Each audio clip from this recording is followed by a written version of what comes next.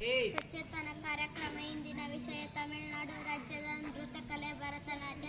ನನ್ನ ಹೆಸರು ರಾಜೇಶ್ವರಿ. ನಾನು 4ನೇ ತರಗತಿಯಲ್ಲಿ ಓದುತ್ತಿದ್ದೇನೆ. ನನ್ನ ಶಾಲೆ ಹೆಸರು ಸರ್ಕಾರಿ ಹಿರಿಯ ಪ್ರಾಥಮಿಕ ಶಾಲೆ ಸಂಬಾಪುರ್.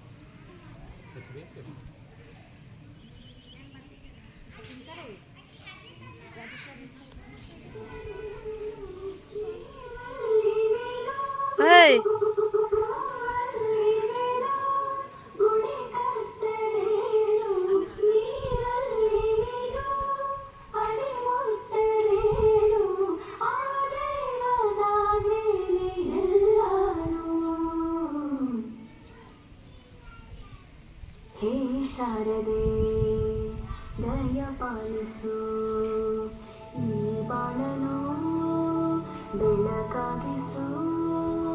ಹೇ ಶಾರದೆ